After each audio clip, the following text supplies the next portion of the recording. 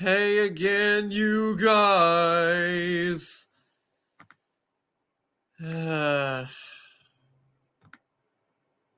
Okay. So, as I promised earlier, we are going to be looking at what's going on with Israel and Palestine today. And the first thing that I would like to do is actually play a video of the this Australian news network explaining the history, and then I'll just look at some updates, I suppose. On October 7th, Palestinian militant group Hamas launched an attack on Israel. By land, by sea, and by air, it was the first time Hamas has directly invaded Israel.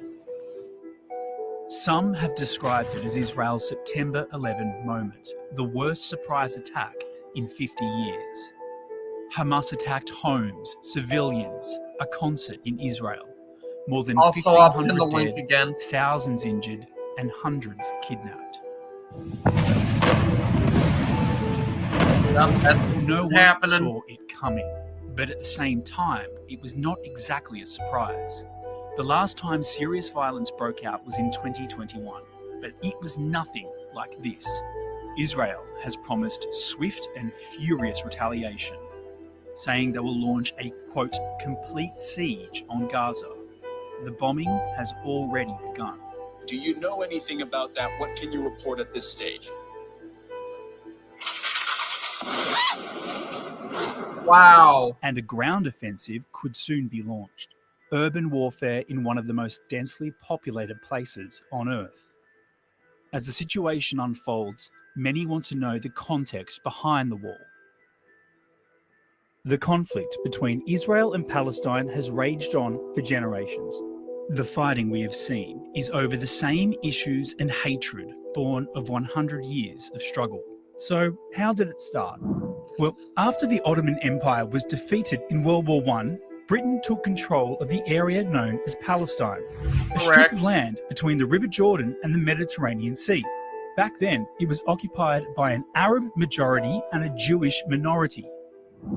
The international community tasked Britain with setting up a, quote, national home for Jewish people in Palestine. But both the Jews and Arabs claimed that historical Palestine was their land. You can see how that will become an issue.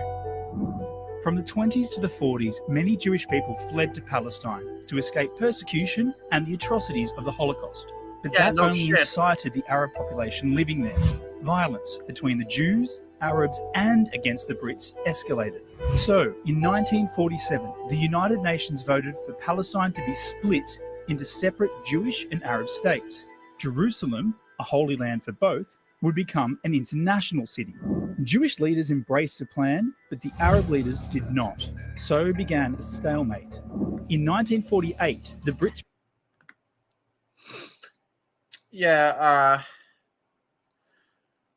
I have no comment about that, but I think we all are probably aware of the fact that this was foreshadowing everything to come. Realized the problem couldn't be solved by them, so they left. And Jewish leaders declared the creation of the State of Israel with the backing of then US President Harry Truman. This did not go down well with many Palestinians. A war broke out, with neighboring Arab countries, including Jordan and Egypt, joining the fight, the beginning of the Arab-Israeli conflict. It was catastrophic for Palestinians. Hundreds of thousands fled. By the time fighting ended the following year, Israel controlled most of the land. Jordan, siding with the Palestinians, occupied land which became known as the West Bank, while Egypt occupied Gaza. Jerusalem was divided between Israeli forces in the west and Jordanian forces in the east. Crucially, there was never a peace agreement. Each side blamed the other. War would continue for decades. fast forward to June 5, 1967, the beginning of the Six-Day War. Now, this is significant because the map was again redrawn. Israel captured and occupied the West Bank, the Gaza Strip, and other Arab territories. The thing is, most Palestinian refugees and their descendants live in Gaza and the West Bank. Neither they nor their descendants have been allowed by Israel to return to their homes. Israel says this would overwhelm the country and... Yeah, they don't want that happening. They don't want that happening. It's going to fuck them up completely and they won't be Jewish no more. threaten its existence as a Jewish state. Now, Israel still occupies the West Bank, and even though it pulled out of Gaza, the UN still recognizes that land as occupied territory. Following? Okay, now let's look at Jerusalem. Yes, I'm following. It's one of the holiest lands on earth for Christians, Jews, and Muslims. Israel claims the whole city as its capital, but Palestine claims East Jerusalem is the capital of its future state. For the past 50 years, Israel has built settlements in Jerusalem. More than 600,000 Jews now live there, but the Palestinians say that's illegal under international law. There have been numerous attempts at peace over the decades, starting in 1979 and culminating in the 90s in Oslo. Palestinian and Israeli leaders met and negotiated a two-state solution. Initial promise and optimism gave way to anger and distrust, and by 2000, violence again erupted. Wait a minute. By 2008, and distrust. Israel has no right to Palestine. And by 2000, violence again erupted. By 2008, the prospects of peace had taken a severe hit. The most recent peace plan came from Donald Trump in January 2020. Israeli PM Benjamin Netanyahu said, and that was another thing I remember seeing a ton of news reports about when I was younger. Yes, the Prime Minister. it was, quote, deal of the century. But the Palestinians scoffed at it, saying it was one-sided. So tensions remained incredibly high, particularly in East Jerusalem, Gaza, and the West Bank. Since 2007, Gaza has been ruled by a Palestinian militant group called Hamas, which has battled Israel countless times. Yes, Palestinians say they're suffering because of Israeli action. They'll never and stop. Israel says it's only acting to protect itself from Palestinian violence. It is endless. But things really kicked off in mid-April 2021, the start of the Holy Muslim month of Ramadan. There were daily violent clashes between Israeli police and Palestinians. What's going on over there? Like It really an is. forced eviction of Palestinian families in East Jerusalem, which inflamed the situation. In the neighborhood of Sheikh Jarrah, an Israeli man with a thick... Especially because Ramadan is a very sacred holiday to a lot of people over there. And the fact that they had such horrific violence during it is terrible. New York accent is filmed occupying the backyard of a Palestinian woman's home. Jacob, you know this is not your house. Yes, but if I go, you don't go back. So what's the problem? Why are you yelling at me? I didn't do this. I didn't do this. But It's easy to yell at me, but I didn't do this. you are stealing my house. And if I don't steal it, someone else is going to steal it. No one is allowed to steal it, يا عمي. No one's then allowed to steal this. it. Oh yeah, the Israel bombings. unleashed too. devastating airstrikes on Gaza, Yep, while the Hamas countered airstrikes. with hundreds of rockets fired back at Israel. As has so often been the case, conflicting claims over Jerusalem is at the emotional core of this conflict. Egypt and other surrounding nations tried to broker peace, but as always, for peace to be agreed, both sides need to resolve complex, deep-seated issues. And until that happens, it's hard to see an end to this endless conflict. Yep. Okay. So that is Israel and Palestine, the conflict somewhat explained. There's also some other videos.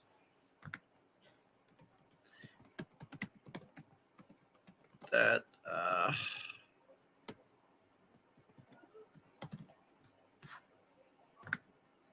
we could look at. I really don't like Fox News, but this is new, so we can look at this. Of the bullets and all the blood all over the car. The two people that Idan tried to save found dead, murdered by Hamas. And this is the last information that we have. Has the Israeli government been in touch with you to provide any sort of information? I know that we've kind of heard different things from folks who are waiting for word on their family members. We've heard that some have been in touch with the Israeli government, others have not. What is your situation? So our situation is, all the bodies, not all the bodies, there are a few bodies that didn't check, didn't discovered yet, but he's not a part of these bodies, and he is not officially reported. 200 plus hostages held captive by Hamas amid war with Israel. As a hostage.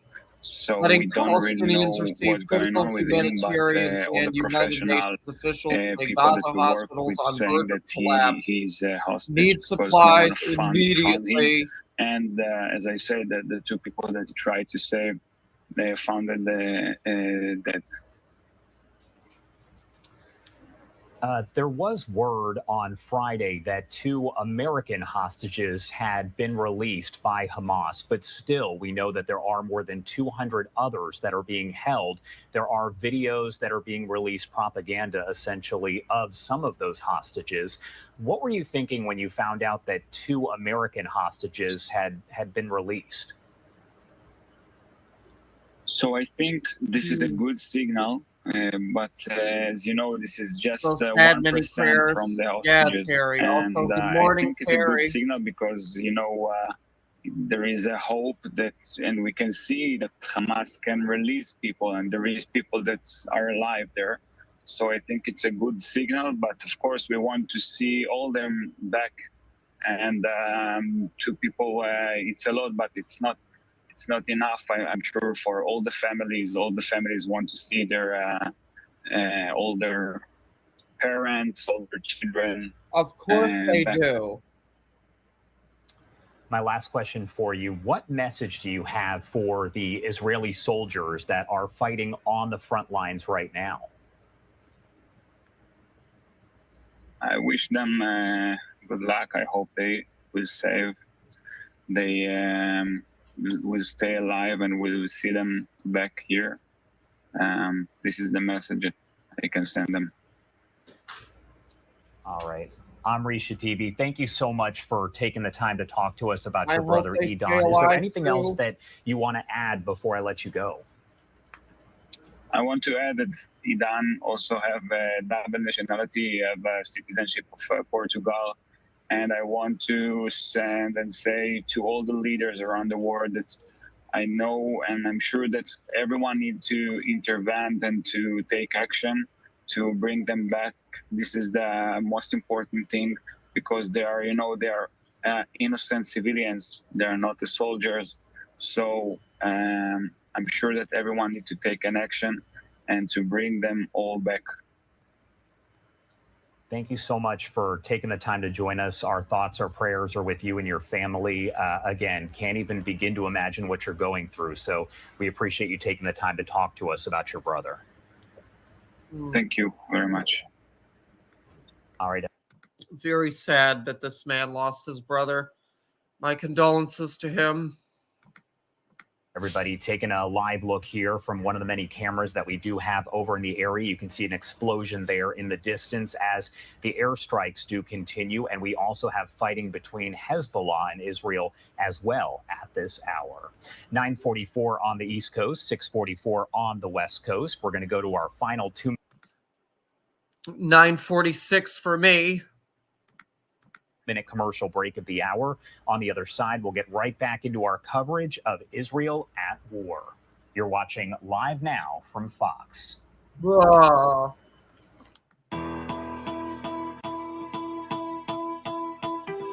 All right.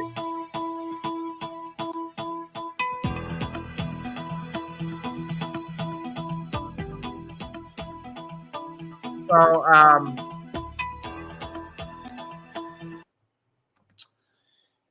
since dear old Ronnie had mentioned what the fuck was it? Palestine, Ohio. I'll look at that too. Whatever that's about.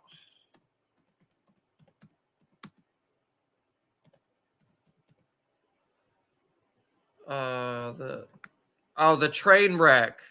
Okay. Is the U.S. trying to cover up Ohio chemical blunder? Getting breakfast ready, but listening. Okay. Train derailment.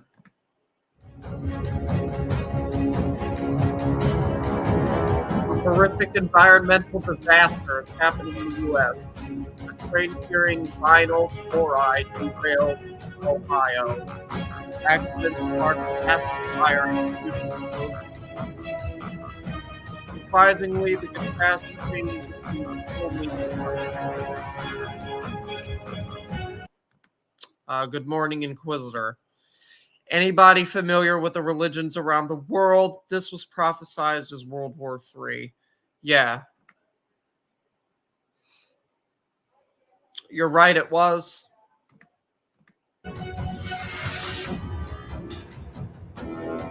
Toxic gas causes vomiting, breathing trouble. Hazardous gas used for Ohio train derailment disaster. Place of control. 25 million Americans live in a oil train blast zone. Next derailment, cataclysmic. East Palestine train derailment raises the question. One reporter was arrested while covering the catastrophe. Is the U.S. trying to hide under? I think this is an unfortunate reminder about how,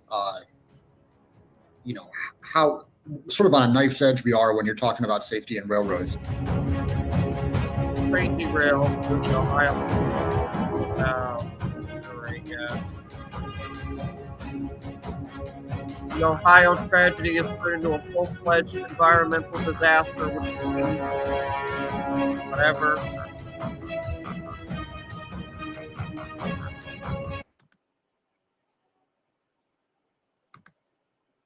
It's a big chemical spill in a town that is rendered to town, which rendered the town no one can live there. Yeah, that the chemical spill fucked everything up over there. Without a doubt, of course, nobody's going to be able to live there unless they're somehow able to get everything cleaned up.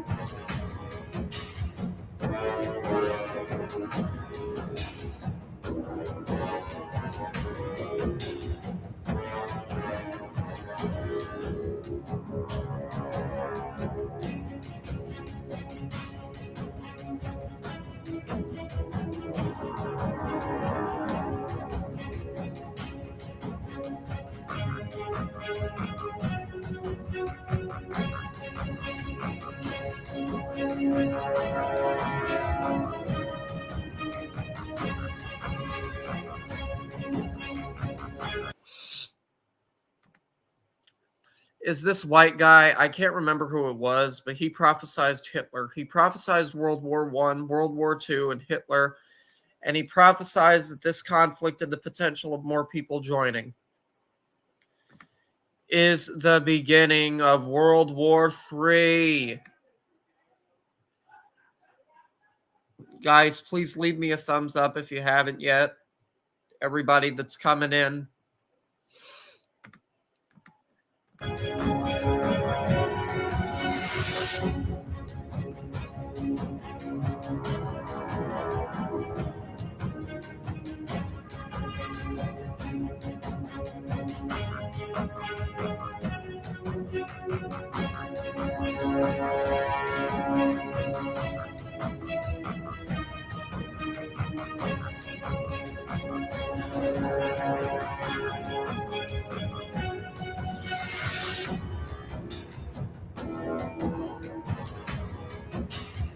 Vinyl chloride is classified as a known human carcinogen, and PVC and vinyl are the third most used plastics in the world.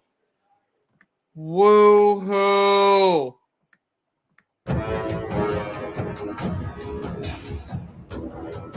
These chemicals have the power to accumulate in the fatty tissue of humans and wildlife and have harmful impacts on human health and the environment.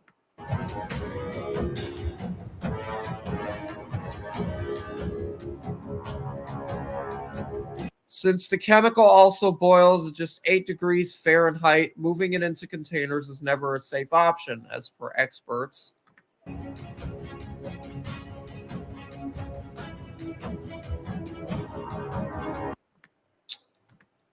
Dead fish, dead wildlife, everything is dying. Yeah, it is. Investigators and specialists are still identifying other chemicals in the cars, using drones and other technology in the process.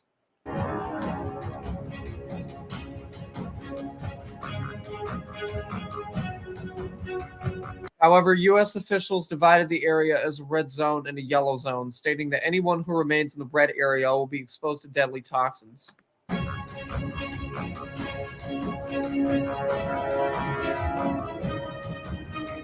All right. There you go. There's my take on the Ohio train fiasco. Here's something else. Vice News.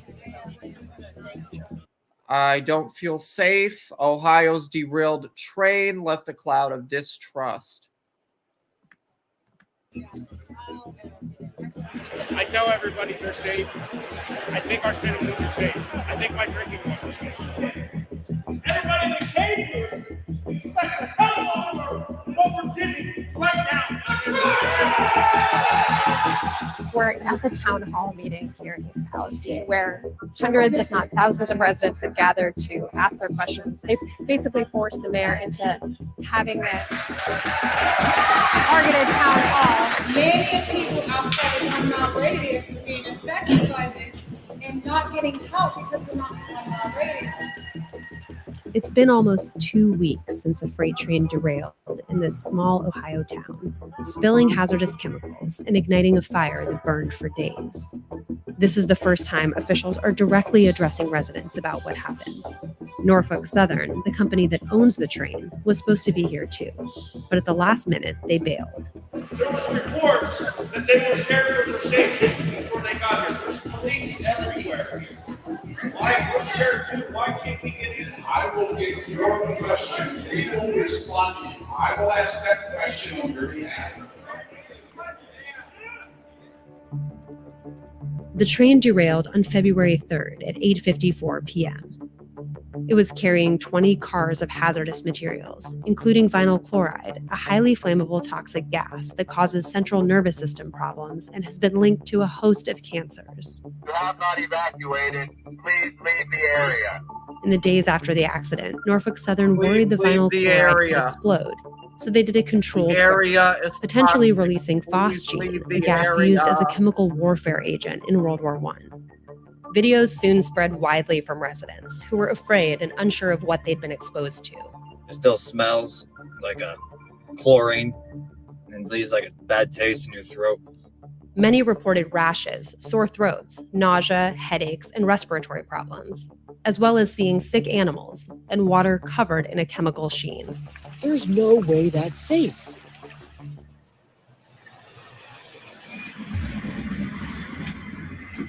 It stinks in here. Oh my God. I noticed the smell right away. I can smell a cleaner smell. Zhuzha Jenis lived less than a mile from the derailment. This is the first time she's been back home to let independent contractors hired by Norfolk Southern test the air for any harmful chemicals still lingering.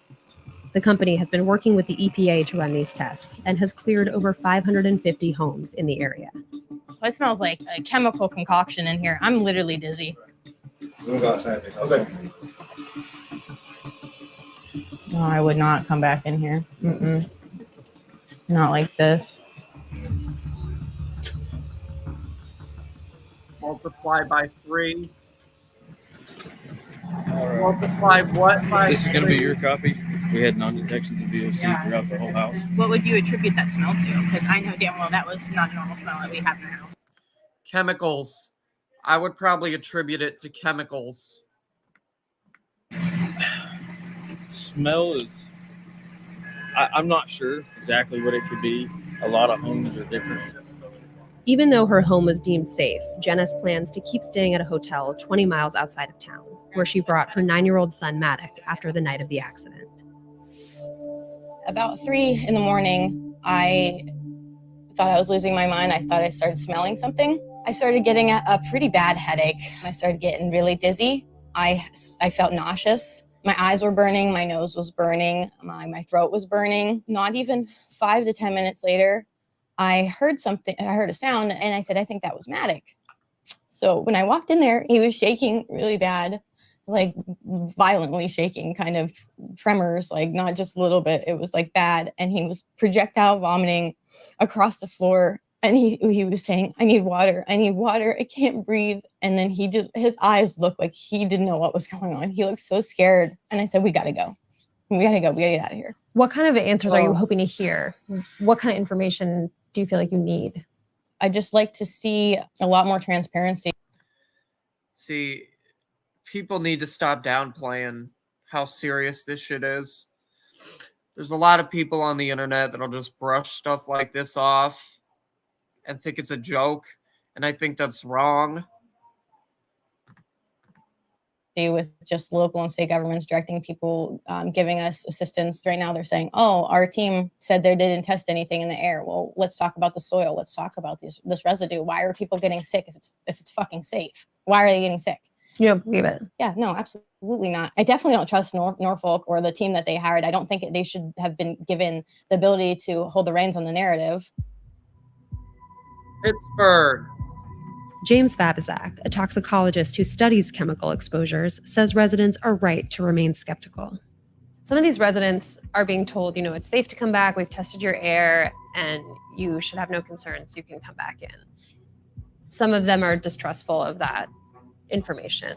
Right, right. That's an obvious distrust. We don't really know what chemicals are left in the ground that may migrate over time to eventually contaminate a person's well or affect a child playing in that vicinity on that ground. So if we don't know what the chemical is that we should be concerned about, then it's very hard to predict what the sort of long-term effects might be. Would you move back if you were in one of these homes and you were told it was safe? That would depend. If I had a young child or if my wife was pregnant, that might put another level of what I'm going to do about this. But by the same token, I need to also consider what my resources are. I mean, can I really afford to spend a week or two more in a hotel and not be in my home? Maybe I work in that town. Do I really have the opportunity to leave my job?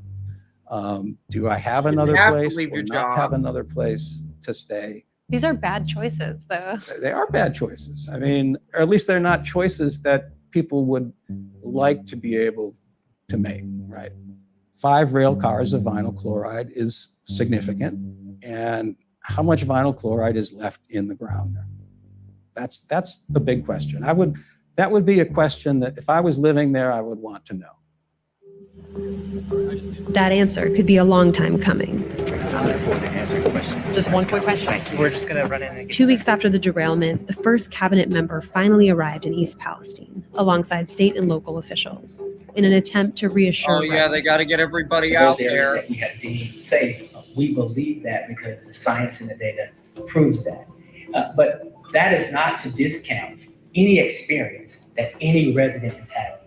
Is there a plan for long-term testing for people who are worried that they might not be having health effects right now, but something might show up in 5-10 years? Is there a plan to continue monitoring this area? So there's 2 phases. This is the emergency phase. We are, as we speak, working on the long-term remediation plan. That will include a sampling plan for surface water, for drinking water, for air, all of the things that you're talking about, and for soil as well.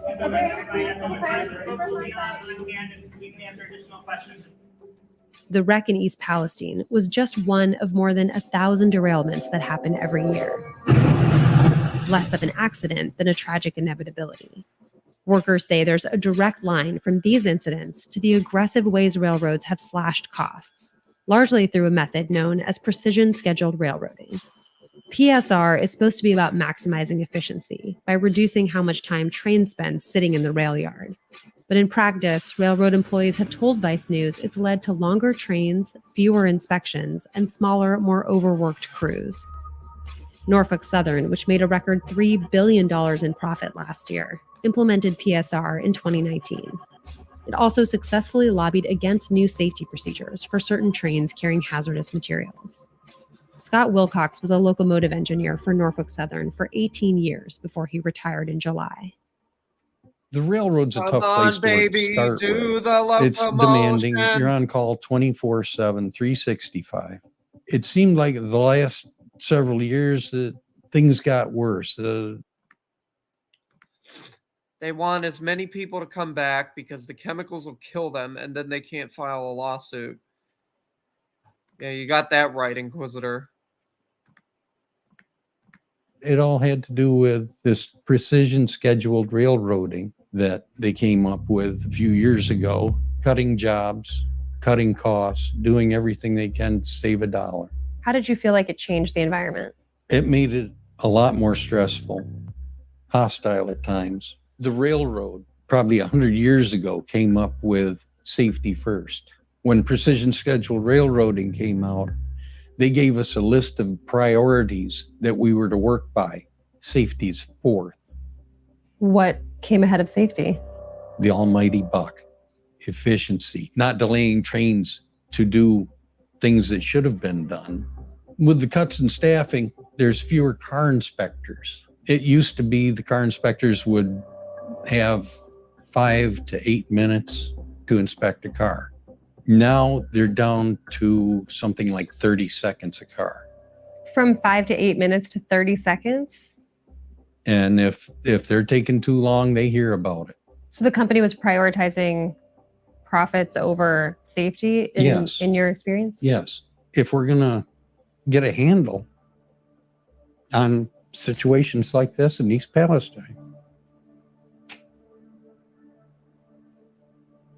safety's got to be first. It's really hitting you And hard. I agree with that. I'm a safety guy. Everybody's so, a it does hit. safety guy. Take steps to start doing things in a safe manner that we used to do. And quit worrying about the damn money.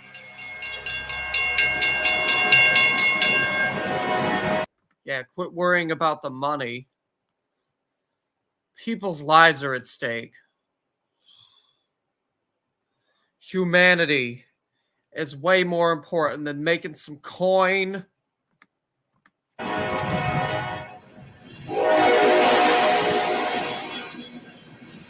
Norfolk Southern told Vice News it's invested hundreds of millions of dollars in new technology to improve rail safety. The company also said it was, quote, committed to doing what's right for the residents of East Palestine. We recognize that we have a responsibility, and we have committed to doing what's right for the residents of East Palestine. We have been paying for the cleanup activities to date and will continue to do so. We are committed to thoroughly and safely cleaning the site, and we are reimbursing residents for the disruption this has caused in their lives. We are investigating in helping East Palestine thrive for the long term, and we will continue to be in the community for as long as it takes. We are going to learn from this terrible accident and work with regulators and elected officials to improve railroad safety. Palestine, and has contributed more than $6 million to the community in response to this disaster.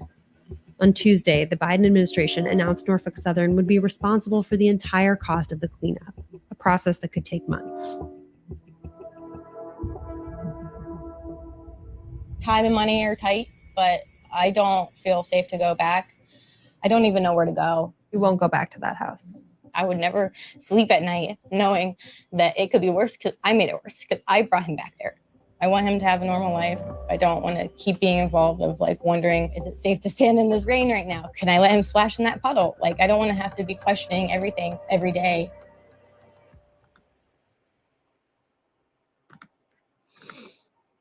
I'm Michael Learmonth, editor-in-chief of Vice News. Too often, traditional.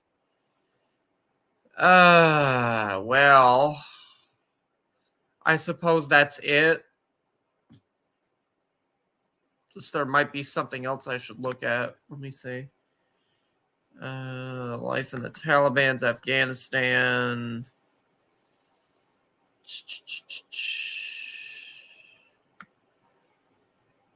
Yeah, I don't really think that I'm going to look at anything else. Actually, you know what? Let's see this. I got a neighbor, and right now, he's puking blood. Oh, wow. He works right there in the main part of it. People are going back to work because they have to. They need that money. Not like these big boys in Norfolk. They're sitting behind a desk or sitting at home, kicked back in their chair, enjoying themselves. Because they got the money coming in. Do they care about us? No, they don't even care about their own employees. No, why would they give a shit? A lot of people are self-centered. I'm going to say it right here and right now. A lot of people are self-centered. Sometimes a disaster is so overwhelming that it shocks people out of their political corners and brings really big problems into focus. That's what it's like in East Palestine. I grew up in this county. I lived 2 counties south on Route 7. The last time I was in East Palestine was for the Sweethearts Dance in 2007. I came back to find out what happened when a nearly 2-mile-long Norfolk Southern train carrying hazardous chemicals derailed and was detonated in spectacular fashion on the edge of town. We've been here for over a week. We've seen national figures and camera crews come and go, but what gets lost in so much of that coverage is that the people here still have a ton of unanswered questions. How safe is the air and water really? Who, if anyone, has the juice to square up with a $55 billion company that treats disasters as the cost of doing business? And will anyone step up to lead this time? Do I have to wait until I have cancer or my kids are sick before you guys are going to do anything? Oh, boy. When the Nice to meet smoke you guys. clears. Yeah, Care to do an interview? Yeah, I'll do one. My name is Luke Lavin. I live a couple blocks from here on Alice Street. We're in East Palestine, pretty much right ground zero for where the train derailed. Friday night, my wife and I were playing Call of Duty, and we heard some Call of banging Duty. around, and we didn't know what the heck it was, so we paused it. You know, we come out here, and it was a spectacle, really. I kept telling my wife, "Oh my God, this is big. This is bigger than we're going to even ever imagine." The train derailed on the edge of town late at night on February 3rd. 5 cars were carrying toxic vinyl chloride. Left alone, the damaged cars would have gone off like a bomb. So officials on the scene did what's being called a controlled release. A mushroom cloud of toxic chemicals filled the sky, stretching out for miles. It was like hundreds of miles, like that shit was out there. And I was just silent for a moment. That feeling, you know, when people are gonna suffer or you know, something's horribly wrong with this. 2 days later, government and company-sponsored tests declared the air and water safe, and a mandatory evacuation order for residents in a 1-mile radius of the derailment was lifted. Minutes later, the trains were back on the tracks. And in the days and weeks since, residents have gotten very few answers to their many questions. So Luke, walk us through what communication has been like of really important information after this derailment. I'm going to give you the shortest answer possible. There isn't any. I mean, really, from Norfolk anyways, you're a multi-billion-dollar corporation, and they can't even give you the answers to some simple questions that even a little bit of research on Google can give you. They're not talking. They're trying to protect themselves. So, yep. I mean, but they need to at least let us know what's going on, you know. Norfolk Southern has been carrying out most of the major operations since the disaster, hiring contractors for the cleanup, the testing, everything. When they did the test, I was actually crying as the team walked through my house because I said, there's no way in hell I'm the only one smelling this right now. I noticed the smell right away. I could smell a cleaner smell. They said they didn't smell anything at all. So you've had a test at your home. Who did that test? That was CTEC. That was the Center for Toxicology and Environmental Health, the company that Norfolk contracted with. It turns out the initial testing used to justify the claim that East Palestine's water supply was secure was conducted. Method EPA 525.2, semi-volatile organic compounds, GCMS. By a third-party contractor hired by Norfolk Southern in a way that didn't comply with the EPA's own testing standards. Oh, they said it was It sloppy. begs the question of why the company that caused this disaster was ever charged with handling the response in the first place. Why the fuck would you let Norfolk do that? Like, why would you let them clean up their own mess? They have every reason to just cover it up. This is the only thing that I've received from Norfolk so far. This is just a little pamphlet just telling us about what. Abundant Life Church. Please bring the following to the Family Assistance Center: driver's license or other government-issued identification and social security card, proof of residency within the evacuation zone, e.g. current utility bill, etc. For minors residing in the household, proof of dependency, e.g. social security card, receipts for any expenses incurred while evacuating from your home. For multiple adults living in the same household requesting aid, only one individual needs to be present as long as that individual can provide the above items for the other adults living in the home. What they've done: 3,150 cubic yards of contaminated soil and 942,000 gallons of contaminated water. And that's been the narrative since this started was, guys, it's okay, Conducted nearly 500 in-home air tests, collected thousands of air samples, which continue to indicate no risk to health from incident-related substances, screened drinking water at 489 sites, removed 3,150 cubic yards of contaminated soil from the incident area, removed 942,000 gallons of contaminants and contaminated liquid from the immediate site. There have been no health risks detected by any tests conducted by government and independent labs. If you are in need of air and water testing to ensure a safe reentry, okay, they give you a phone number. We're cleaning it up. We've made a lot of progress on environmental remediation. We've dug up 4,600 cubic yards of soil and collected 1.7 million gallons of water. We got the wildlife officers out there every day checking our creeks. Everything's dead. Nothing comes around. We used to have birds. We used to have all kinds of stuff. Is it the water that's bothering her, or is it something else? She's not manufacturing. She's sick. I've had her at the emergency room 3 times. I'm being exposed to something in my house. The doctor diagnosed me with contact dermatitis due to chemical exposure. I try to walk like 3 feet into my house. I start feeling like I'm literally about to black out. We're not dumb. They think they can just throw a bunch of science words around and then just expect us not to question it. I just really like to know what exactly they're doing at this point. Norfolk, personally, I'd like to know why people are getting sick with CDC symptoms and why they're just not taking that seriously. I mean, they match the symptoms identically, and they're just still like, oh, those are unrelated.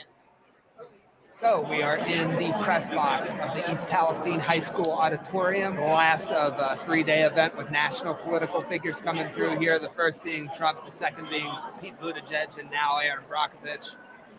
I can't tell you how many communities feel that these moments are the biggest gaslight of their life because you experienced it. You have symptoms.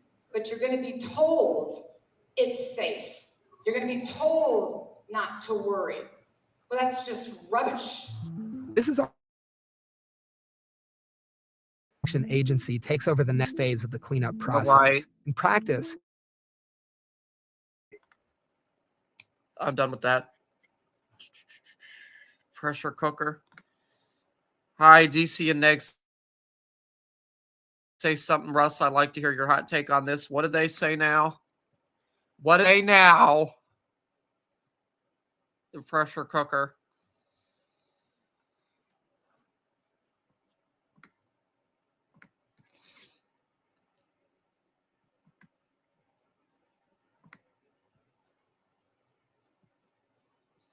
Is it anything that is of an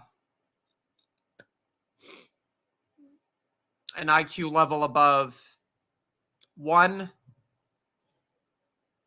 What is it?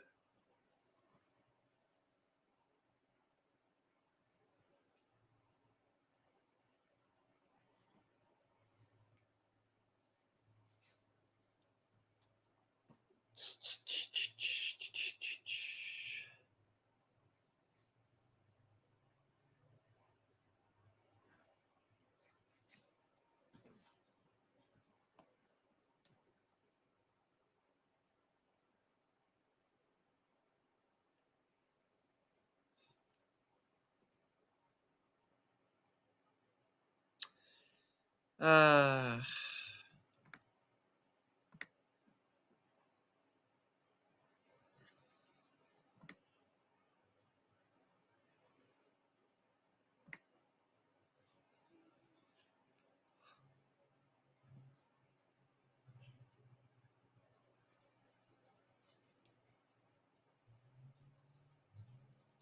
I don't know what else you want me to address by them, the pressure cooker, but I'll leave this up because I'm gonna end it. So there you go. There's my take on Israel and Palestine. Clip it, do what you want with it. I'll see you guys later.